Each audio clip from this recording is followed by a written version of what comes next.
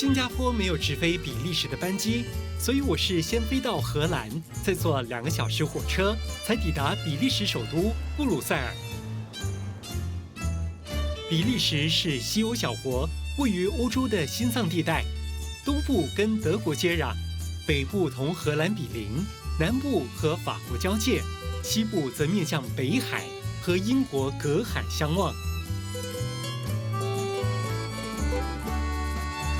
这里住着上百个国家的人，说着各种语言，甚至还划分出3大语言区。在这个语言文化如此多元的国家，华人又是如何适应的呢？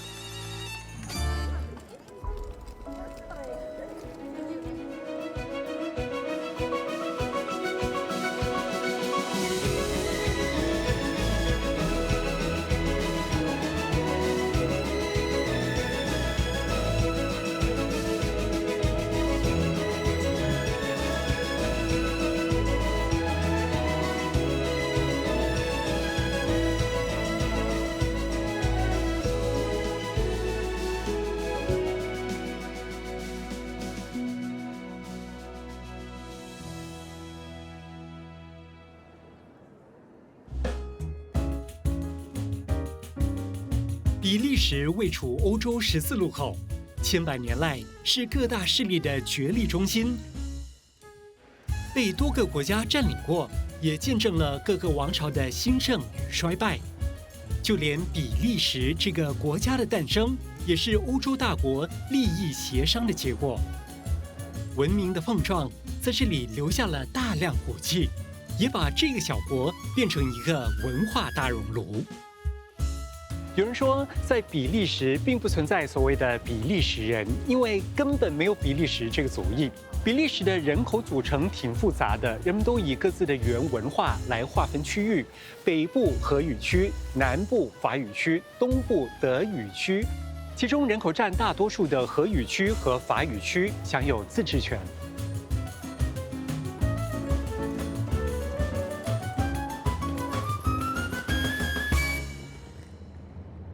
20世纪初，华人开始来到欧洲当水手，其中一站就是欧洲第2大港，位于比利时的安特卫普。2战之后，又有大批的香港和东南亚华人移民登陆。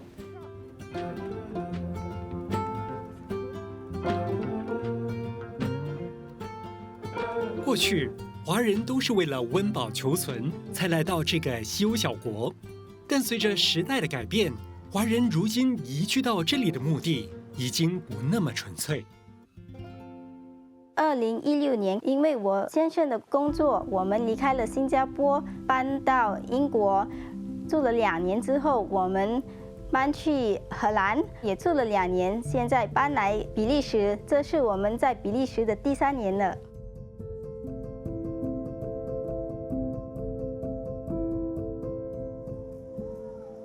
听说这2天是历来最冷的。是，真的我住这边是第3年，我没有感受到这么冷的天气。现在零下5度，哇，很漂亮的火车站。是，这是我们最漂亮的 Central Station。周依婷在冠病疫情期间搬来比利时，目前住在当地第2大城市安特卫普的郊区。这一天，我约了她一起到位于市区的中央车站走走。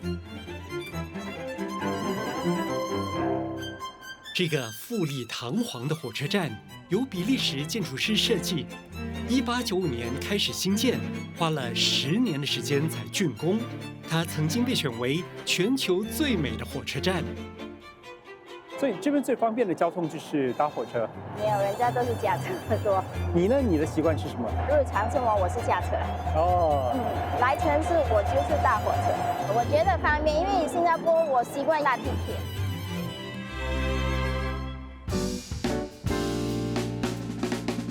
安特卫普是世界闻名的钻石之都，过去曾是欧洲最富有的城市之一。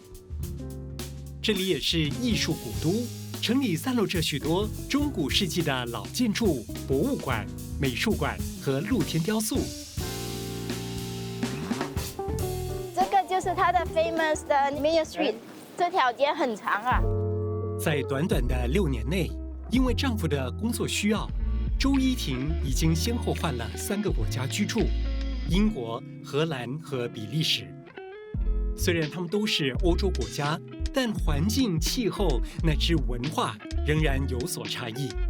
不过，经过这些日子的磨练，依婷慢慢的学会在短期内适应新环境。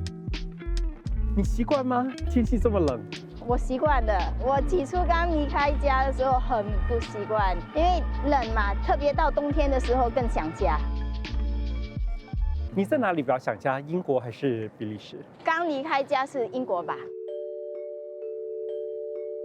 周依婷在新加坡原本从事会计行业，旅居海外的头2年，她突然从一个职场女性变成了全职妈妈，身份和生活上接踵而来的巨大转变，让她一时之间难以招架。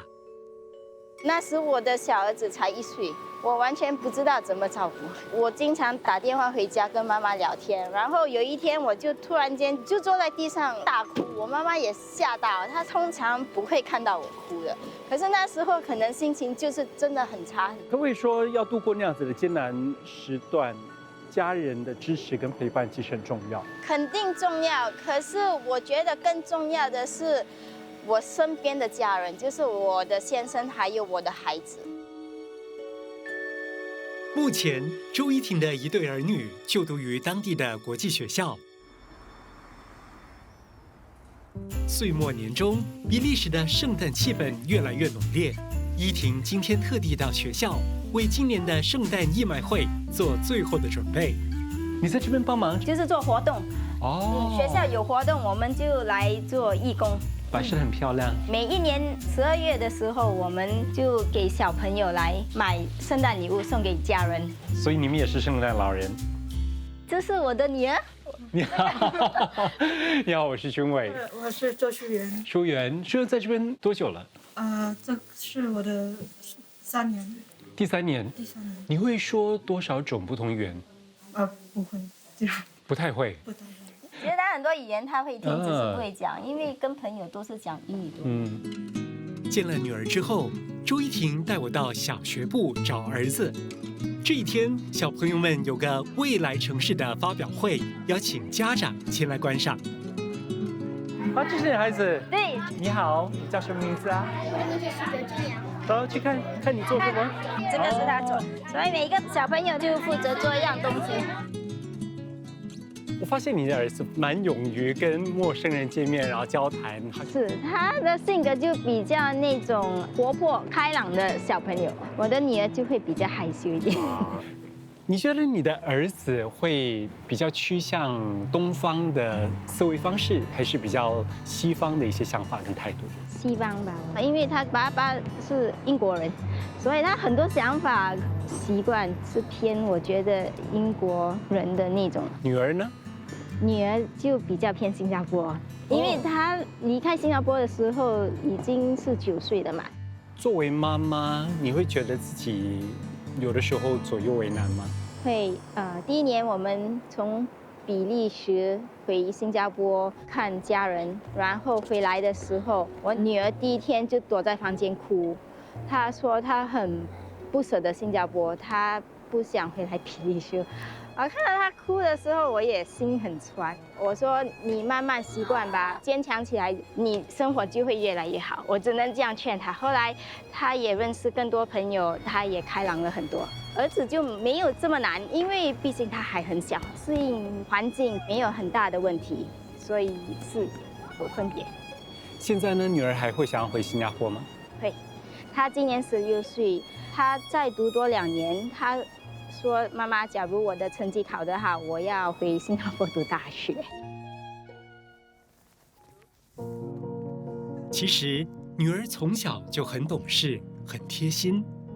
周依婷在英国患忧郁症的那段日子，丈夫经常出差，不能陪伴左右。当时才9岁的女儿，成为了她最大的依靠。那时候我突然间暴瘦，我从49公斤突然间下降到40公斤，我也不知道莫名其妙为什么我体重就一直往下。后来我女儿发现我天天在煮，可是我并没有在吃，我都是煮给她吃，她就一直逼我妈妈你要吃，然后我说我不要，你先吃。没有妈妈，你一定要吃。我那时候原来其实她也发现我，因为心情嘛，然后就没有胃口。等到他去新加坡念大学的时候，你会舍得吗？不舍得，可是这是他的愿望吧，我也想他开心。Let it be a golden one. I don't know much about the weather, so meet me in the morning. 这是我的家，欢迎啊，好大啊！我的老公，我的先生。嗨，在家人的扶持下，那段难熬的日子终于挺过去了。如今，周依婷已经完完全全抛开她职业女性的身份。全心全意地当个称职的家庭主妇。虽然离家多年，依婷仍然维持着新加坡式的饮食习惯，就连她的英国籍丈夫，因为之前在新加坡住了16年，胃口也偏向新加坡式。喜欢烹饪的依婷，总会变出家人思念的熟悉味道。This is apple soup。它闻起来有点像华人喝的汤，它不是 tea， not tea。哇，有瘦肉有红枣，对，全部都是我熟悉的味道，暖胃的汤。整个身体里面让人感觉很舒服、很温暖。想念新加坡的时候，你会做些什么？自己找材料煮，是我们华人的食物。有时我还会跑到荷兰的超市，他们比较多亚洲的材料。我叫我先生载我去荷兰超市买。You're the chauffeur, you're the deliverer. What do you miss most of Singapore? I miss the weather, and I miss the street food. Satay, laksa, Wow. chicken wings, stingray, all of that stuff. Jennifer told me Yeah. that you're a very caring, considerate, and understanding husband. Moving is so difficult, but it's because the family is together. Yeah. That's why it works. Yes, indeed. And I really appreciate, the commitment that she's made, and the fact that it hasn't been easy for her and the kids as well. Yeah, it's not easy, but we did well together. It's a teamwork. Yeah. The key to 离开新加坡这些年，周依婷在不同国度、不同文化之间轮转，一次又一次的必须和新生活磨合，变得越来越坚强。比利时这一年的冬天特别冷，但是依婷心里却是踏实饱满的，因为这里有她至亲的家人，给她无限的爱和温暖。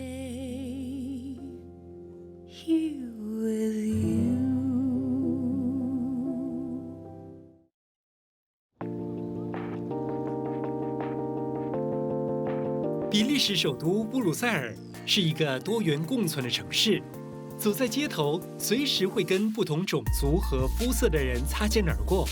双语的路牌、各国的美食，还有身旁各种语言和口音，在这里交织出了一幅世界大同的景象。布鲁塞尔不像一般欧洲大城市，这里没有唐人街，但随着华人逐渐在比利时站稳脚跟，中餐馆、华人超市相继涌现，成为布鲁塞尔市容的一部分。我是一个中国媳妇，有过2段婚姻，2位先生都是比利时人。嫁到比利时的时候呢，我才27岁。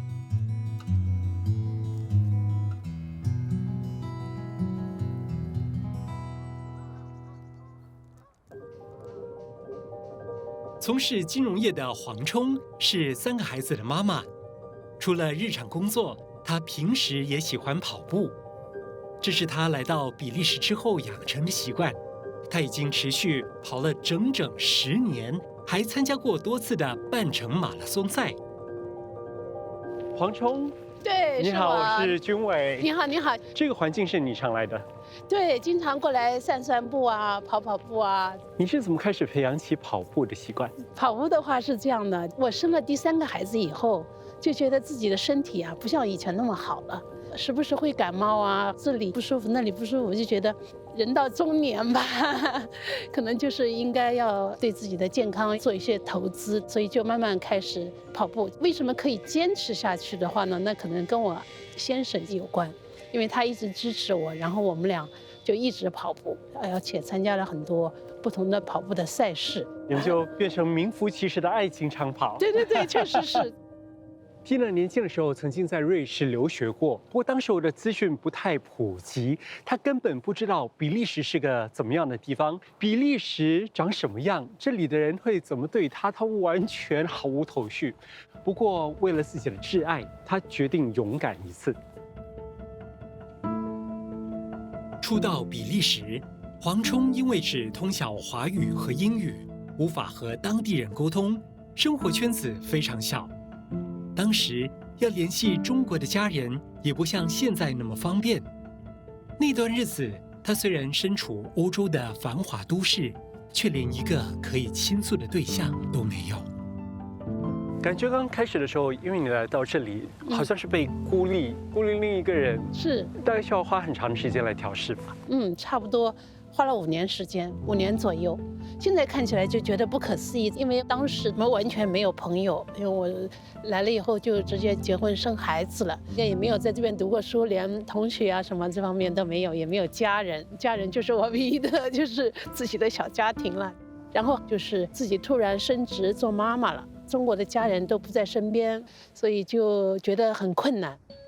刚生小孩，通常如果是在华人家庭，就坐月子啦，对，可以好好的休息啦。对。但在这里，你大概就必须要一手包办做很多事情。对对对，确实是这样。这个反差我觉得就是太大了，概念上就不同。比如说这边的晚餐的话，它就是面包，就是这种冷餐，就觉得哎，我这个坐月子就吃这个吗？就是这种感觉。不够营养。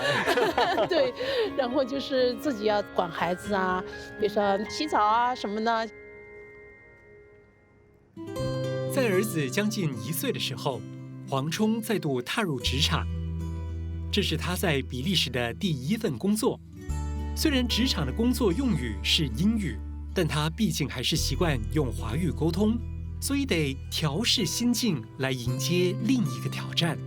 整体的这种不断的慢慢调节，然后去学语言，学做妈妈，学做妻子。5年以后，觉得慢慢的找到自己的方向了。我从你身上我看到的就是能够走出家门来到远方的华人，感觉比较坚强，比较有毅力。对，中国有一句话叫做"环境造就人"，因为在了这个环境呢，知道自己没有依靠，你就是要自己不停的去努力，然后如果有家庭的支持，那就更好了。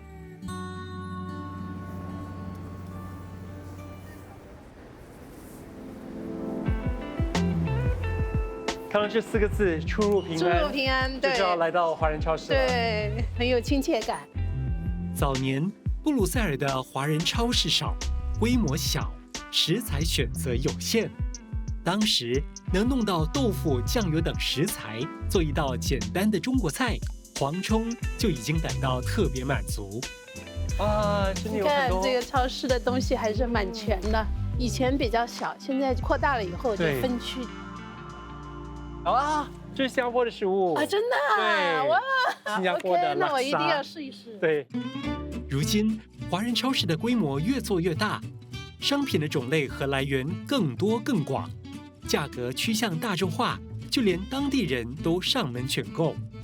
在布鲁塞尔的开销会大吗？应该比较大，因为比利时相对来说是一个小国家，就是说它销售的成本就比较高，所以这个物价呢就相对来说比较高。那生活在布鲁塞尔要怎么开源节流？开源节流啊，那要自己做喽。你一般都是做中餐？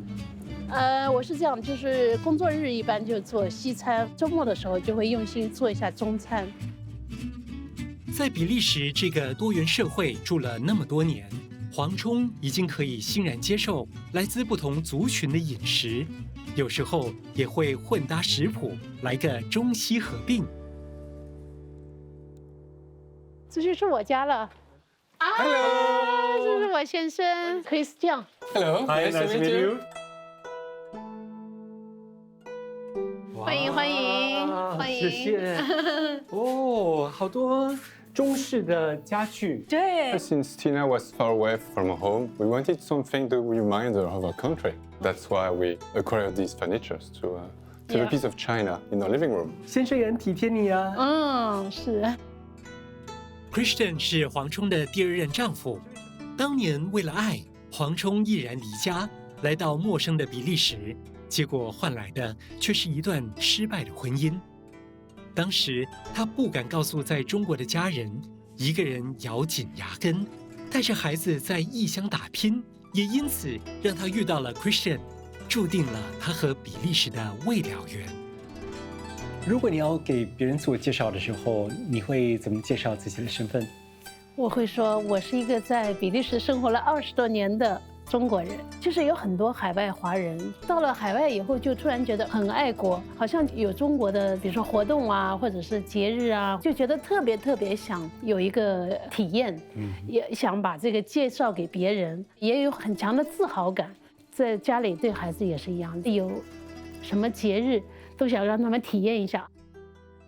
3个孩子都会说中文吗？都会说，2个老大呢说的稍微差一点，但是听没有问题，可能刚好那时候有点脱节，所以老3的话我们就吸取教训，而且他就是对中文教育比我还重视，就说你一定要坚持跟老3只说中文，不可以说一句法语，他就养成了这个习惯。I think it's important for the child that they don't forget their roots. 为了让家人能够吃到道地的华人美食，黄冲特地学做各式各样的家乡小吃和应节食品，还会召集一家子参与制作，感受烹饪的喜悦。虽然布鲁塞尔现在已经不乏中餐馆，对黄冲来说，如果不亲自下厨，很难找到记忆中的那个独一无二的家乡味。OK， 不错。然后你这里拿一边，然后你另外一边是转，哦，让它自动会旋转。两个变成了。哦，我没想到可以在家里自己做。这些都是在这边来学的。对，我们碰到很多比利时的华人呢，因为出外吃比较贵。对，所以都学会在家里头做一些中国菜。不光是贵的问题，还有它一个是不地道，这个口味也不合适，而且在外头吃没有妈妈的味道。经过20多年的岁月洗礼，语言、饮食、文化的种种隔阂，黄冲都已一一克服。比利时已经从当初全然陌生的国家，成为了他的第2个故乡。然而，他却没有因此迷失在这个繁华国度里，依旧以身为华人而感到自豪。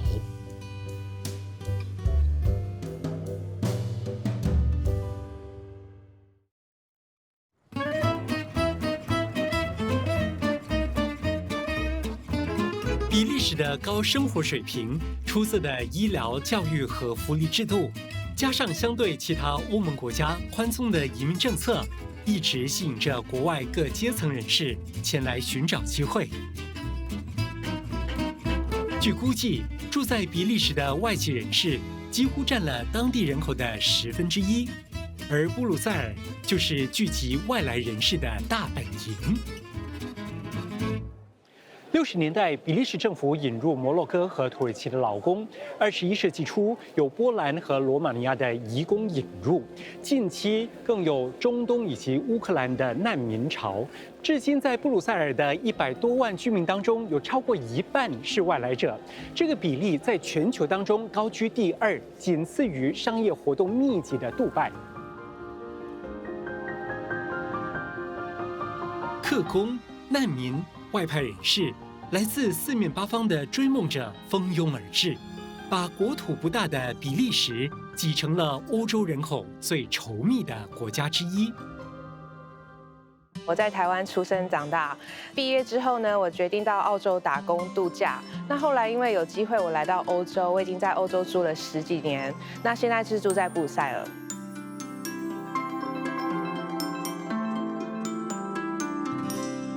So these are our chocolate. Caramel sea salt is our best sell.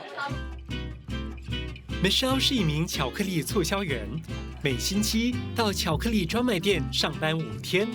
工作之余还会上网教英文或做平面模特儿，是个名副其实的斜杠青年。有语言天分的他会说多国语言，应对店里来自世界各地的顾客总是游刃有余。This is our handmade chocolate. If you buy 5 here, you will have 3 truffle here for free. 比利时人爱吃巧克力，每人每年平均要吃掉6.8公斤的巧克力。类似Michelle工作的巧克力专卖店，在比利时全国就有大约2000多家。而布鲁塞尔更是有世界巧克力之都的美誉。巧克力堪称比利时的国宝，比利时人从18世纪就开始制作巧克力甜点。据说最当初是一位药剂师，为了让药减少苦味，于是就在药片上面淋上了薄薄的一层巧克力。自此以后，人们就依照这个基础开始制作流行全球的夹心巧克力。Hello， 你好，你要试试看我们巧克力吗？你是 Michelle？ 啊，对，我是 Michelle。你试试看我们的巧克力，哪个好吃？这个还蛮好吃的。这个吗？如何，喜欢吗？里头有榛果。对，这是我们的经典的比利时的巧克力。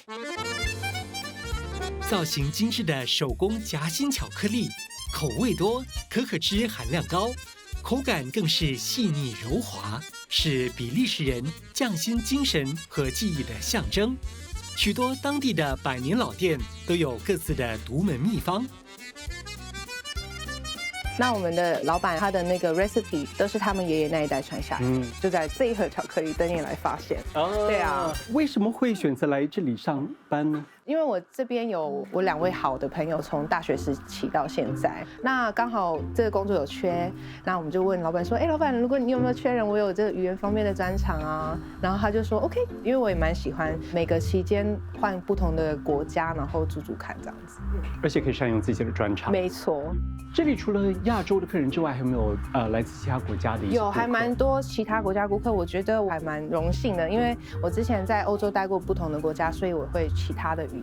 那这边因为是观光胜地，所以有非常多的国家的人来。那有时候可能需要讲意大利文啊，有时候需要讲英文啊，可以就是发展我的语言专长。你总共会说多少种不同语言？我会说中文、英文、意大利文，还有法文。这里是我们的市中心，带你去逛一下圣诞市集。Michelle 自小父母离异，造就了她独立的个性。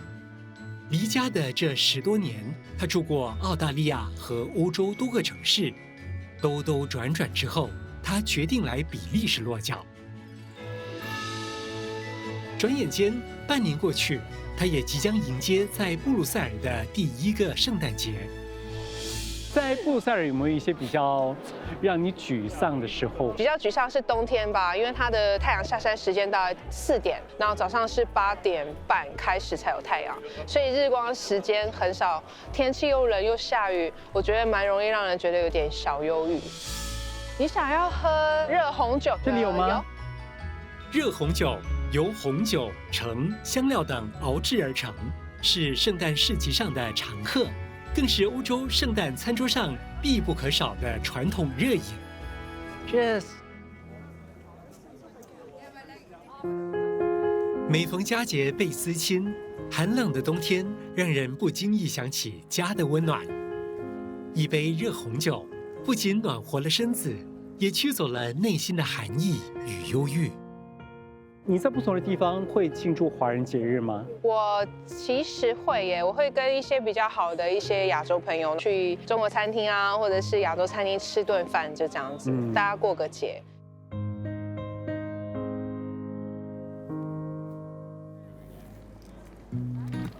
现在 Michelle 已经渐渐地习惯这里的冬天。作为游历过多个西方国家的游子，布鲁塞尔的国际化像一块磁铁，深深地吸引着他。在这座城市里，他结交了来自世界各地的朋友，感受到了这里的多元和包容。Michelle 蛮懂得自得其乐、享受生活的。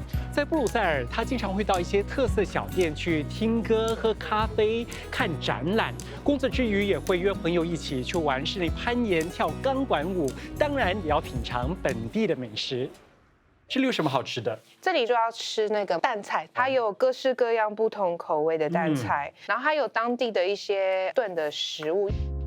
当初怎么会想到要出国闯荡？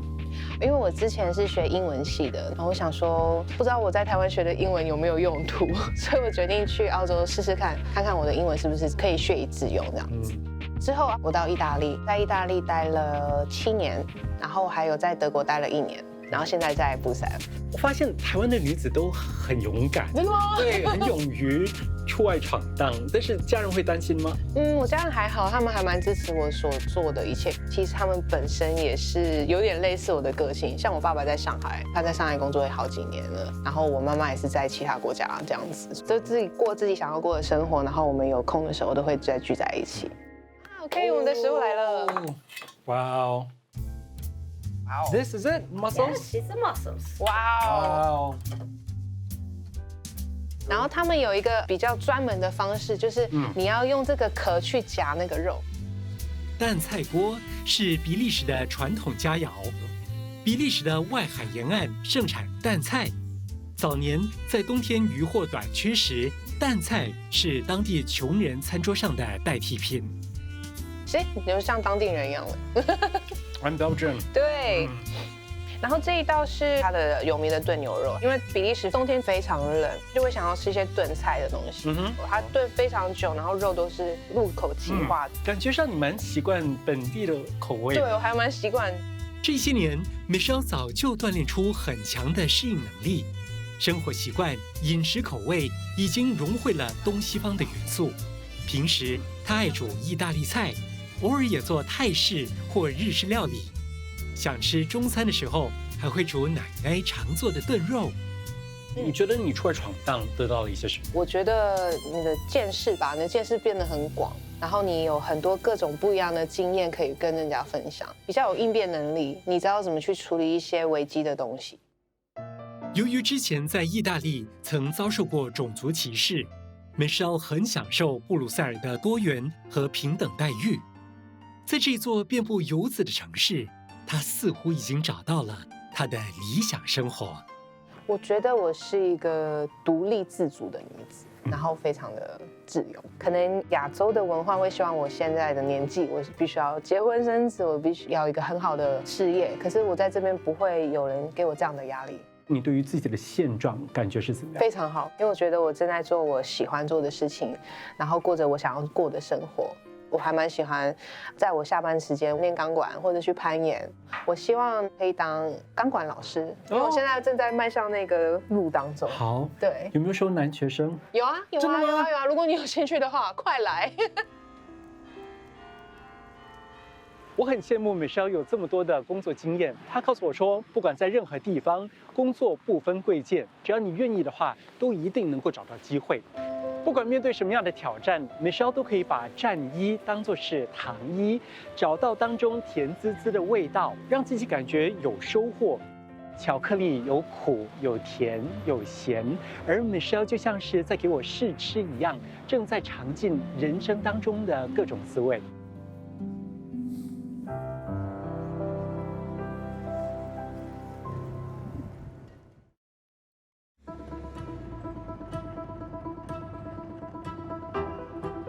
比利时是个小国，但在欧洲的影响力却一点也不小。作为欧洲列强之间的缓冲区，很多国际组织的总部都设在这里，其中就包括了北约和欧盟，所以很多人也称布鲁塞尔为欧洲的首都。布鲁鲁塞尔有这么多的国际组织，这里也有这么多来自世界各地的外派人士。可以想象，每一个人都持有自己的教条、信仰和原则，但每一个人也都能够在这里找到属于自己的容身之处。这股浓浓的自由气息，自然的也吸引着很多寻求自由的年轻人。我是2016年从北京来到比利时的，当时是大学的一个交换项目，然后交换了以后在这儿实习，求职成功，回去毕业，17年9月份再过来比利时的。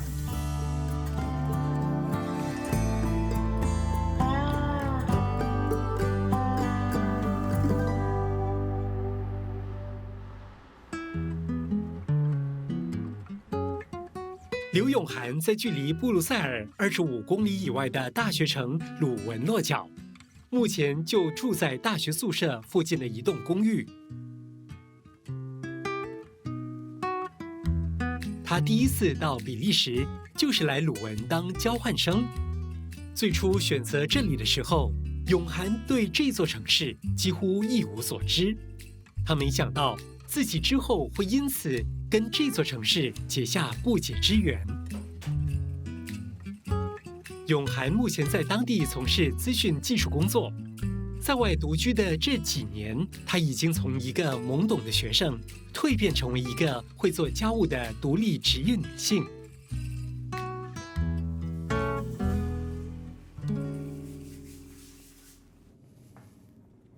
中间一组人，然后旁边是散的，从底下到上面这样的半圆。刘永涵同时也是比利时中国舞团的团员，每个星期天都会到鲁文大学或布鲁塞尔的排练室练舞。小时候学过芭蕾的他，来到比利时之后，偶然看到舞蹈班招生，重拾了对舞蹈的兴趣，于是报名上课，向老师学习古典舞。后来，比利时中国舞团的创始团长找他们师生2人加入团队，一起宣扬中国舞蹈和文化。你们通常排一些什么样的舞蹈？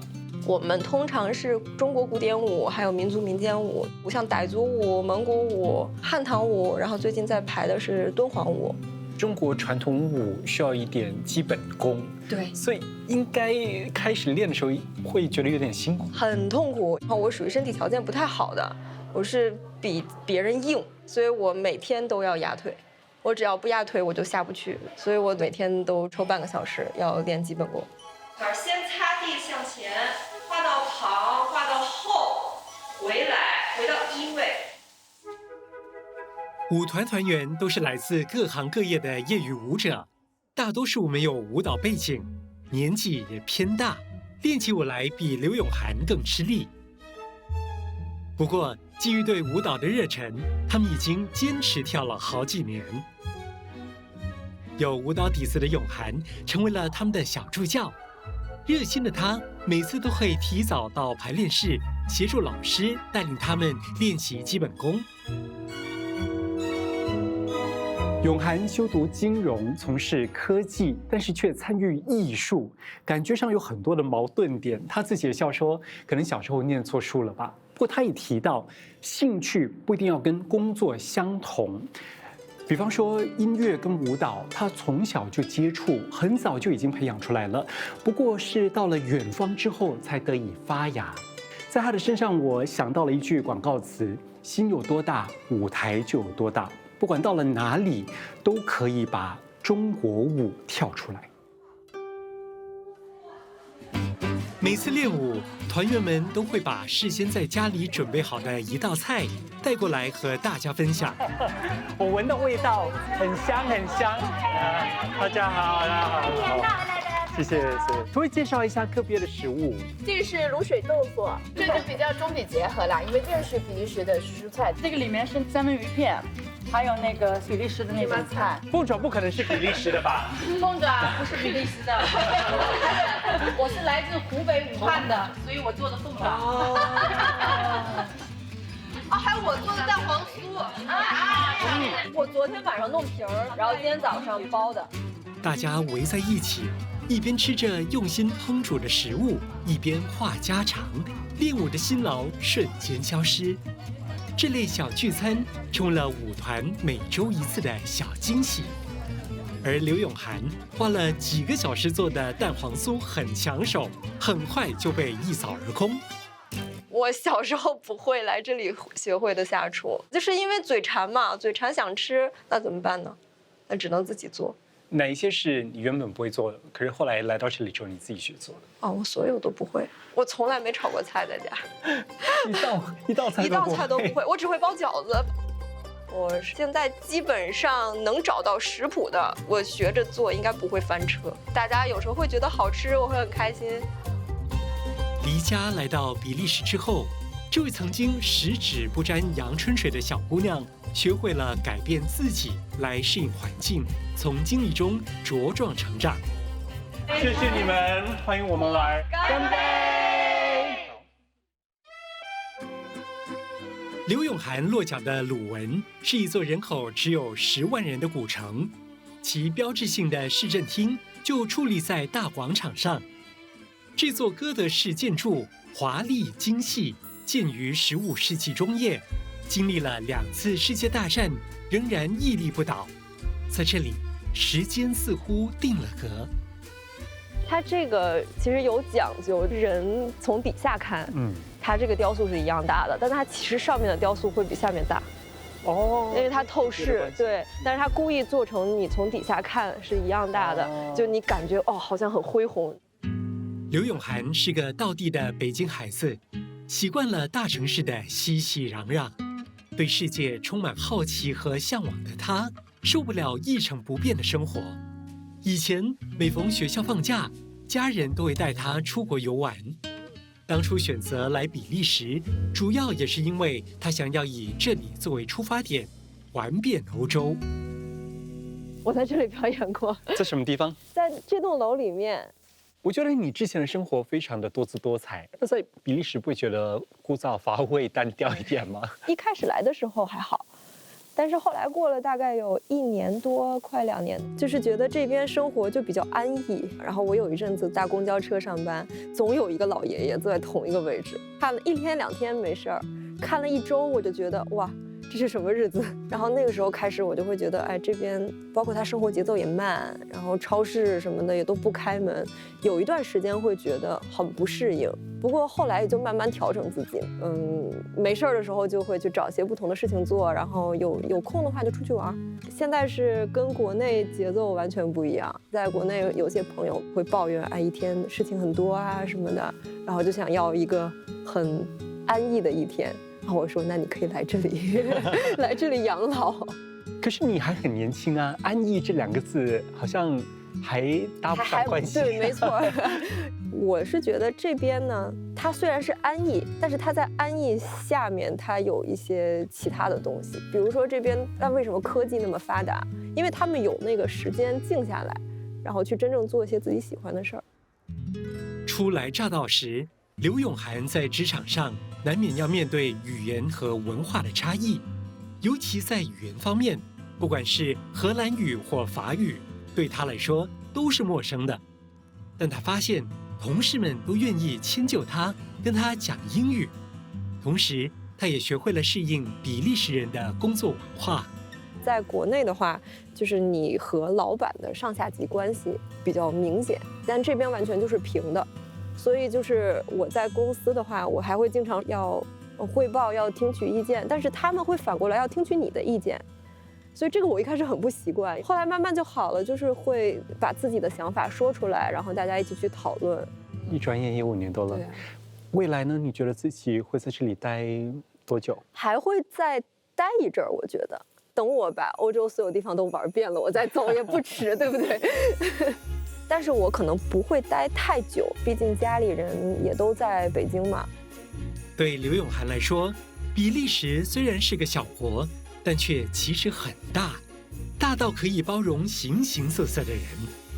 这个想要看世界的小姑娘，在这里看到了多元文化的精彩，体验到了人与人之间的平等，也尝到了她渴望的自由。纵使这里只是他人生中的一个驿站。比利时的自由对我来说是临时的狂欢，它是有时限的。对，它是有时限的。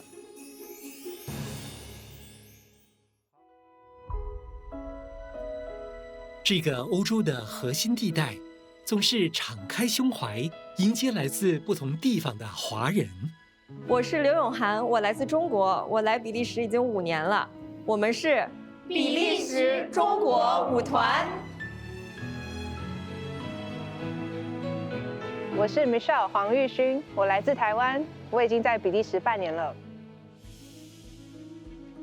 我叫 Tina， 中文的名字叫黄聪，来自中国安徽黄山，来比利时生活已经22年了。我叫 Christian， I'm Tina's husband。我叫丽丽，她是我的妈妈。我是周玉婷，我来自新加坡，我已经来了比利时3年了。尽管这里未必是最后归属，他们仍努力探索、适应、融入，体验着这里的多元与包容，最终成为最熟悉这里的外来人。